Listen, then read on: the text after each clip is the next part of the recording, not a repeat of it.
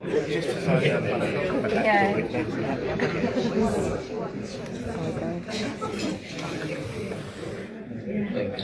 you now may remove your jackets. Okay. Hi, so we are here at the Welsh Kennel Club dinner. And I think, I don't know if we're doing speeches yet or if we've just had the toast to the King. This looks promising.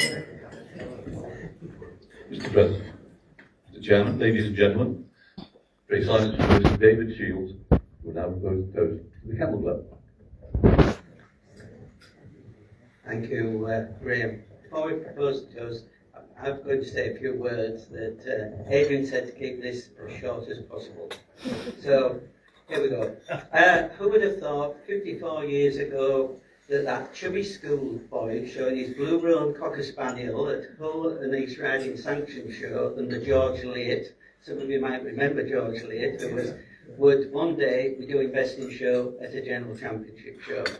And just to let you know, I think we got third in Puppy Bitch, winning the princely sum of 6p. It was even before pre-decimalisation.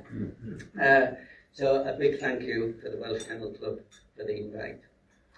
I think seen many changes over the years, some for the good and some for the bad. And I think we're going to see more changes as we move forward in our sport. I think those societies, some will fall, and I think it'll be those that are innovative, listen to the needs of the exhibitors, will be the ones that will move forward and further down the line have that sort of positive attitude. Some people actually say, have we seen the best of dog shows? What I say is we're in a different era. We all need to be positive. There's some very good judges, exhibitors and breeders out there, and especially younger people. And those are the people that we all need to encourage as they are the lifeblood of our sport moving forward. If we don't, we will see this sport die. I think other aspects, very quickly, breed specialists, we have a lot to talk about breed specialists. They're somebody as well that we have to make sure and encourage. They're the custodians of the breed. We don't want to end up for judges of the future judging generic show dogs that are just flash and dash. We just need to make sure that those breeds continue along in the future. Judging very much is a hot topic at present, but I think we have some very competent judges out there. Some of the younger people that watch judge are very competent, and these again are the ones that need to be encouraged. I think one or two people may be judging a little bit out of their comfort zone, but with all the training and everything that's moving around judging, I think it's very positive as we move forward. Before I finish and propose the toast, just a little story that is slightly related to the Welsh Kennel Club, Mr. Chairman. To finish with, many of you in the 70s and 80s would go to dog shows on coaches. That was the way you used to go. And we were very lucky in the northeast. We had two formidable ladies, Dorrie Mallam and Betty Farrand, who used to run the coaches from Newcastle, and Ellen Dobson of the T-View English Springers, who used to run the coaches from Darlington. Now, any of you who used to travel on the coaches in the day, it was a very sociable affair. You'd get on these coaches, middle of midnight, you'd probably have a couple of drinks, and then fall asleep and wake up at the show. Now, coming back, the drinks flowed a little more freely. Wins and losses of the day were discussed. And when you were coming down to Wales, these coaches were not the executive coaches you see going up and down the motorway. Ellen's buses were the school buses. That in the summer, we could use them for the dog shows. So you would set off from Butte Wells, up the road to Butte Welsh Pool, Landring on Wells, whatever, and more drink used to end up either on the dogs or on the floor. So next time we were on the coach, one of our intrepid travellers brought out a plastic bag, and what she handed out to everybody was, and this is the modern version, we all got a Tommy Tippy. For those of remember. So never a drop of drink was ever spilled on the coach travel again when we had our Tommy Tippets. So that is one of my memories. So thanks very much, and let us all stand and raise our glasses to the Royal Kennel Club. Thank you. Royal Kennel Club.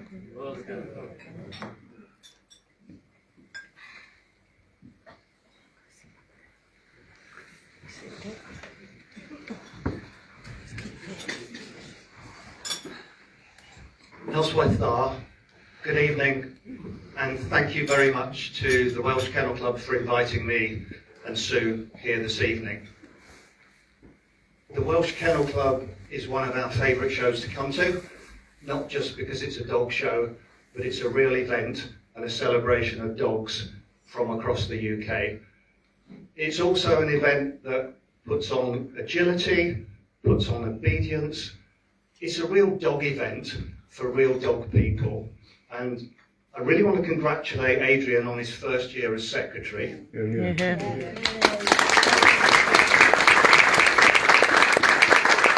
It was always going to be a hard act to follow with Graham and Anne, but it does seem to have been completely seamless for those of us on the receiving end, so well done. I do also acknowledge the fact that actually it's a team effort.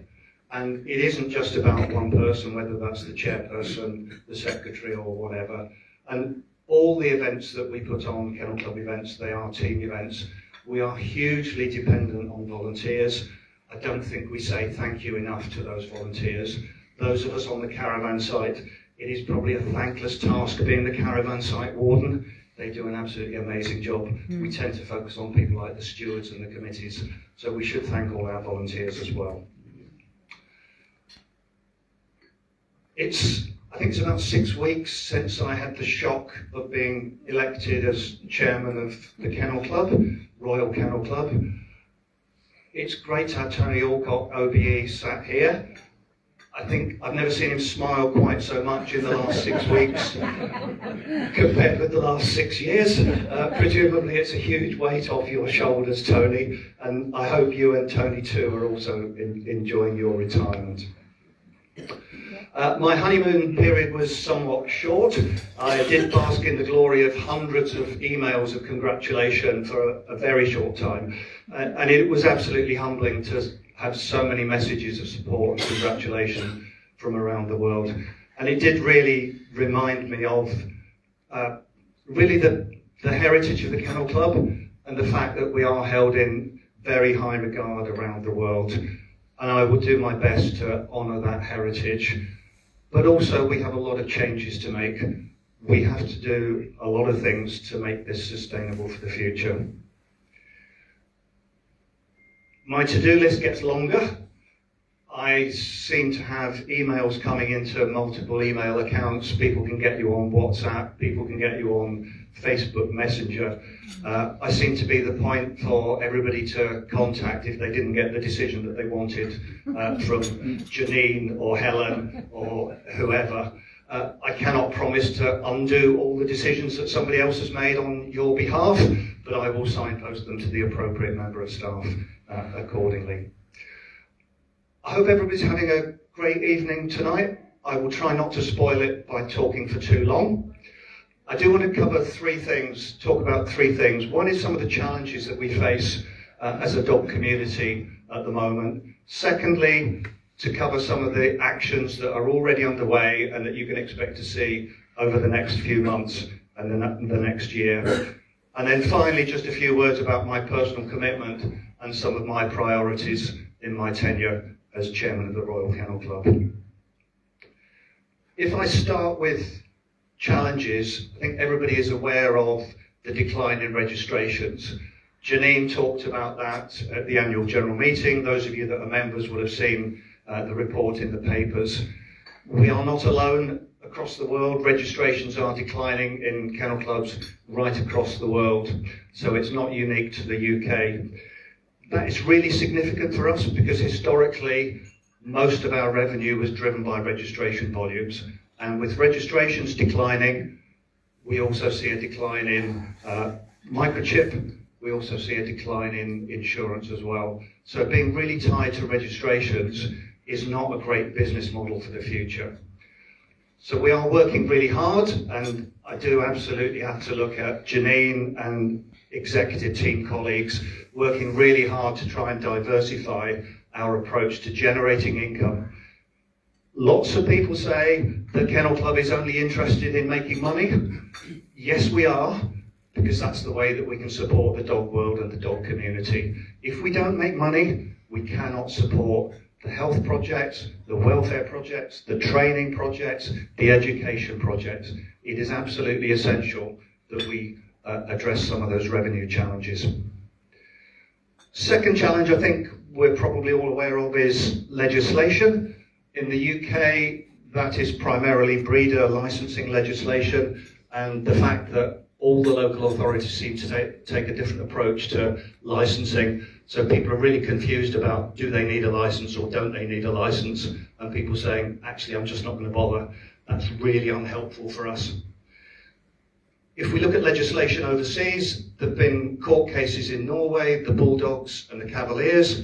The Bulldogs won their court case. They're allowed to carry on breeding. The Cavaliers didn't.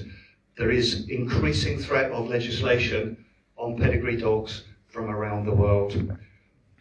Those of you that have been judging in Germany or have friends in Germany and Austria, it is becoming increasingly difficult actually to show dogs in those countries.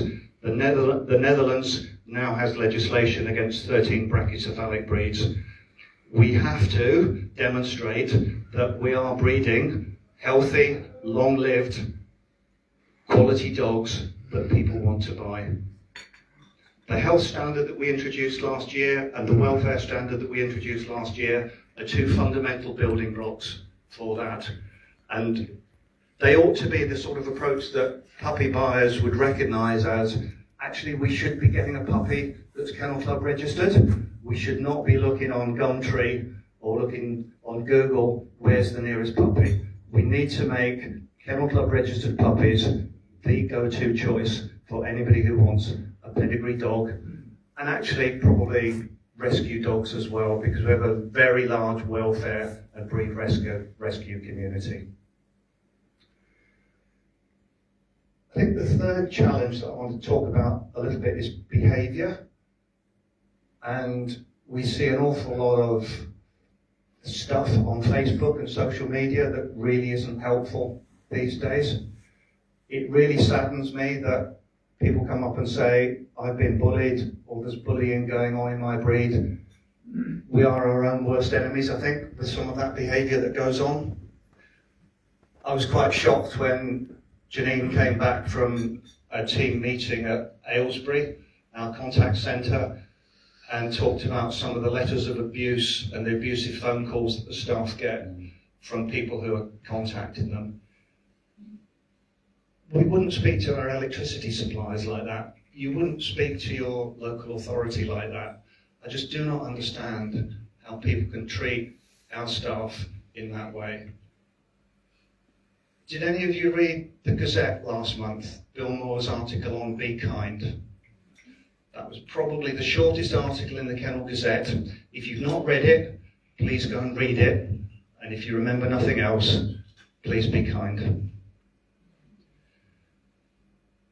I want to move on to talk a little bit about some of the actions that are in place and underway and planned. Janine and Emma Dyer, who's our brand and revenue executive, spoke at the annual general meeting about our new approach to branding. We have two key brands, the Royal Kennel Club and Crufts.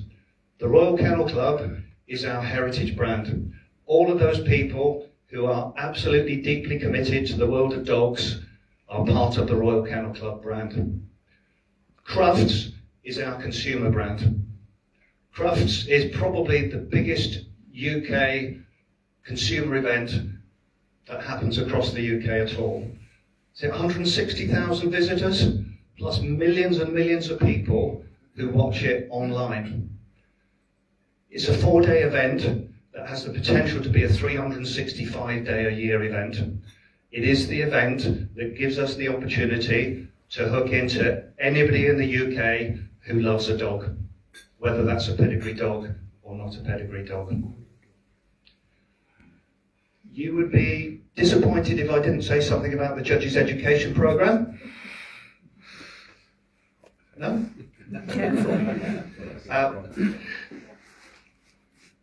I think Janine's had a re-event for the last, I don't know how often, Helen probably the same. I get emails, I get people asking me about why are we doing this isn't fair, that isn't fair. The Judges Committee have taken on board many of those concerns, and you probably saw the announcement last week of 4 key changes that have been made in the short term. Those changes possibly won't go far enough for some people, but I hope they demonstrate that there is listening and there is an intent to try and address some of the concerns. Probably more importantly for me, the announcement that we're going to carry out a formal educational review of the Judges Programme. We need to ensure that we have a supply of enough competent judges to meet the needs of the General Championship shows, the Open shows for the future. It is a hobby, but exhibitors expect judges to be competent and to do a good job. So there's a real balancing act of how do we help people become great judges, but how do we not bureaucratise it? And I think that touches on my next point about some of the actions that are underway, trying to address some of the governance challenges around the Kennel Club. We are an organisation that typically takes a very long time to make decisions, or we have done in the past. We've been working really hard, initiated by Tony, some of the governance reviews. We've streamlined all the health committees. We now have a single health committee where we had 5 previously. You can imagine how much time that sucked the staff into preparing for meetings and reporting on meetings. So we have one single health and breeder advisory group, but a whole panel of subject matter experts that we can call on when we need projects. We're similarly reviewing the non-sporting committees, so the business committee, the risk committee, the performance and remuneration committee, and similar work is happening on the sporting committees as well. We intend to make sure that the new terms of reference are available so that people can see what those committees do. I can't remember, somebody keeps asking, is it Stephen Green or was it Simon Parsons keeps asking, who are these committees? How many committees are there? We want to be open and transparent about that. And that really takes me to my final point about some of my aspirations and hopes in my tenure as chairman. I think I'd like us to be much more open and much more transparent. I suspect in the past the Kennel Club has been a bit like the royal family, never complain, never explain. If we don't explain, people fill the gaps and make up their view of what the reasons were. We get misinformation, we get disinformation. So I really, and it's not a criticism of our marketing and communications colleagues, I really would like to try and set an example of openness and transparency in my time as chairman. I do get collared a lot by people. Everybody knows what the Kennel Club's faults are, and they're very quick to come and tell you. And they're also usually very quick to come and tell you what the solutions are. And there are 2 solutions every time. Spend more money, and we don't have that. And the other solution is somebody else needs to change something. I don't think either of those two solutions are actually going to be very successful. There's a great quote from Paul Eardley, our vice chairman. I don't know whether it's original Paul Eardley, but he said, people are really quick to pick up stones and throw them. Wouldn't it be great if they picked up stones and started building bridges? Ladies and gentlemen, can I ask you to raise your glasses to the Welsh Kennel Club? The Welsh Kennel Club.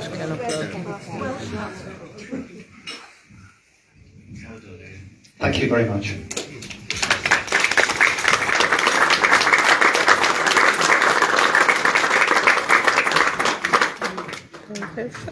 Ladies and gentlemen, that concludes the formalities of this evening.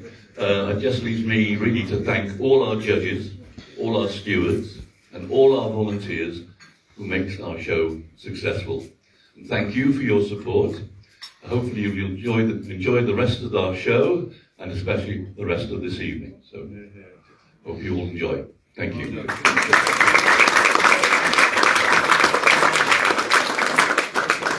thank you to those of us who have joined us for the live stream this evening, and we'll see you back at the show tomorrow for the live streaming of the working and pastoral groups.